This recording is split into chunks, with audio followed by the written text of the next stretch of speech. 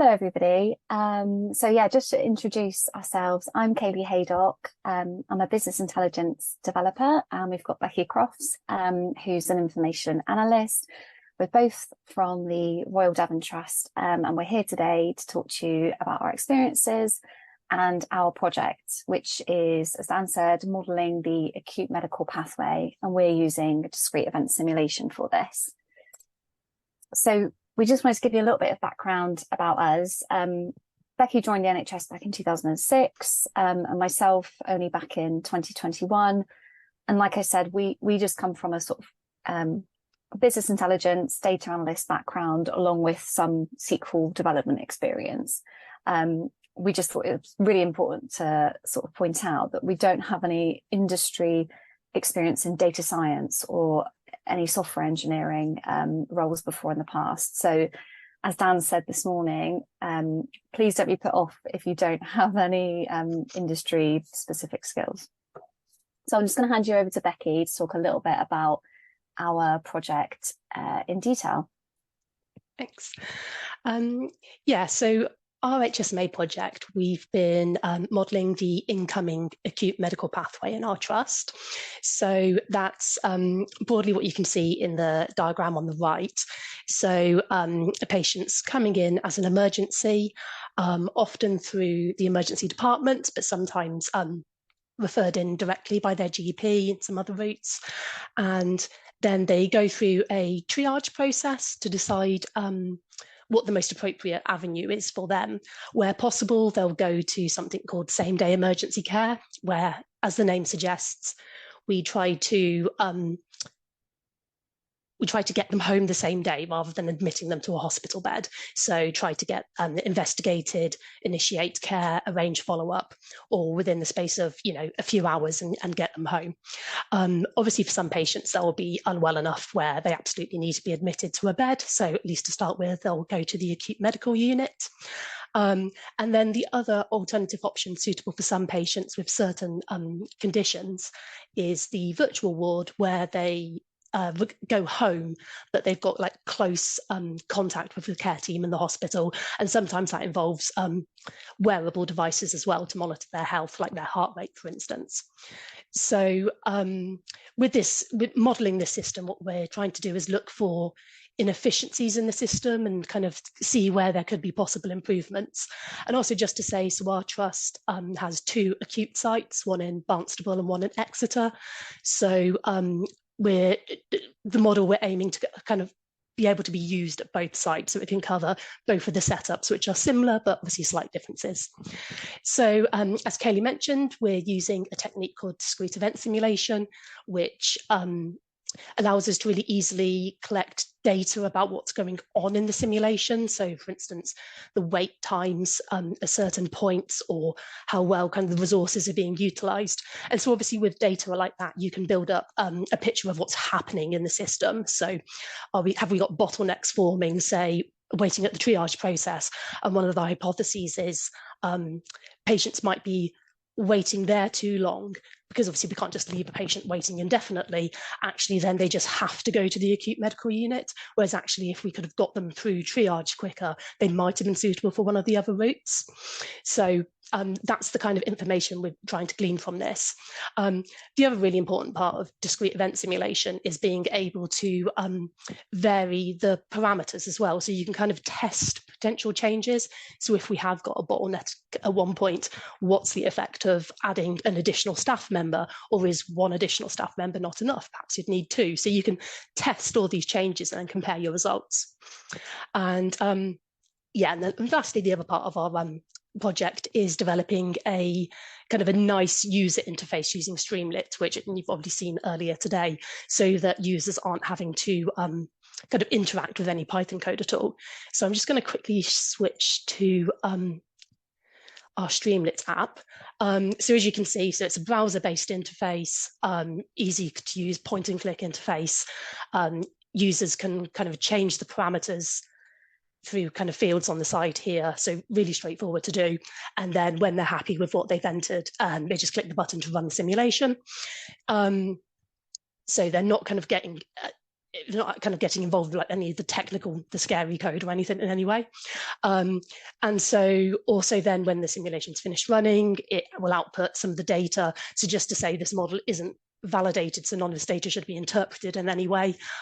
This is just here to show the functionality. But yeah, so it outputs data, including visual formats like charts.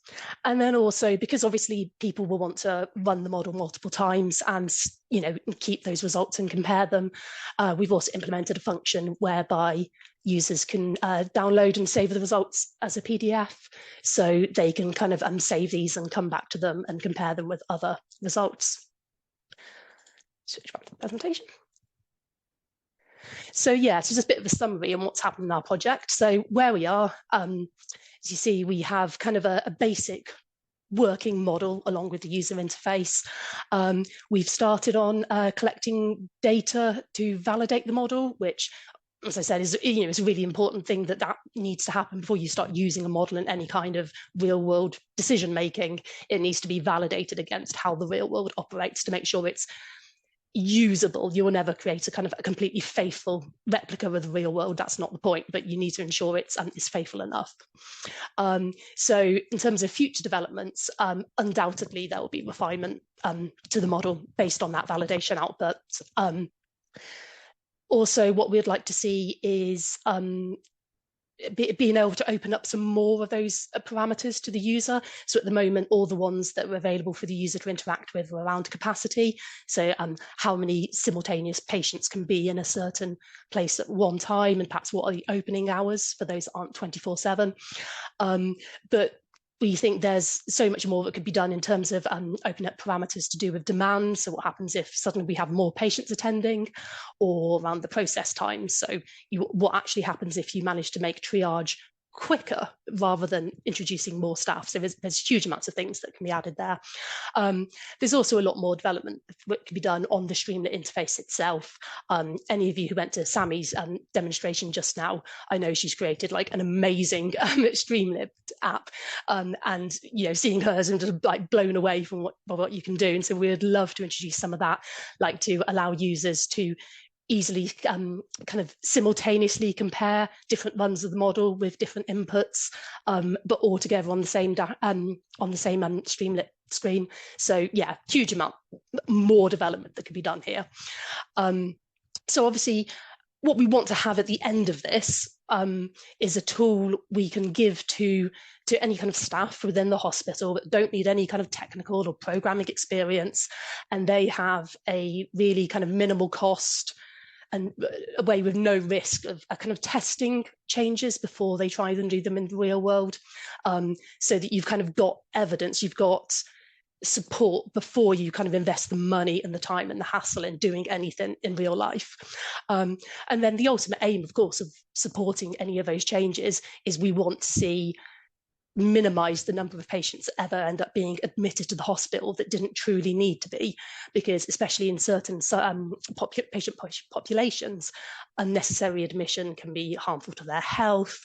It leads to further deterioration, and also it's the increased pressures that puts on the hospital. I just want to mention a couple of the kind of lessons we've learned going through this project. Probably true of any project, but I think really important with something like this. Kind of probably almost come up with the simplest idea you can to start with and get that done first. Certainly the experienced, kind of coming up with, oh, that's a great idea, but sometimes you just don't realize how complicated it's going to be and how much of a time sink that can become. So I think come up with your simplest possible model and get that done, and only then kind of try and go further. And just one thing I would suggest is if you're thinking of applying for the course and perhaps you've not got any real specific projects in mind, I recommend going and chatting to potential stakeholders as soon as possible. So even though you don't perhaps know how you would tackle the problems they've suggested, you can go into the course with those problems in your mind.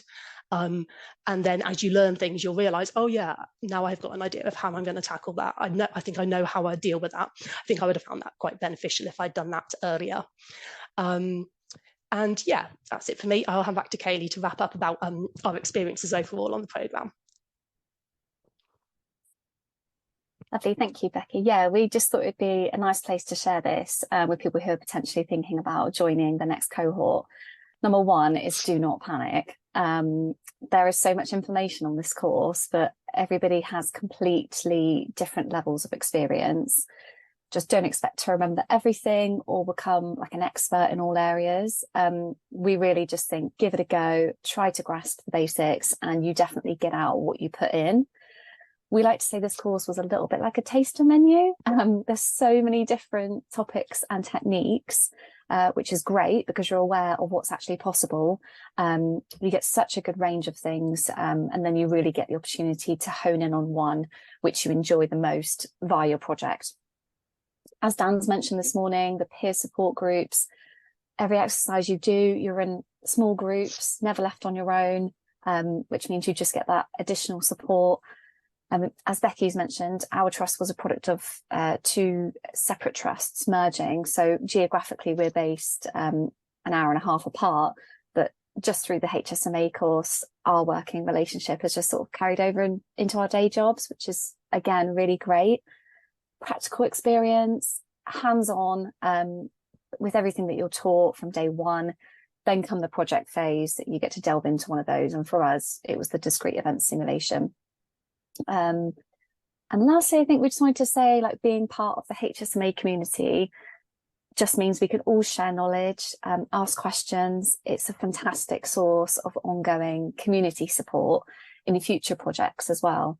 So all in all, fantastic experience. Fully recommend it to anybody contemplating it. Definitely give it a go. And the last slide, we've just left just a couple of links, one to our GitHub repo, and the second one is just a link to our actual app. So thank you very much for your time. Thank you.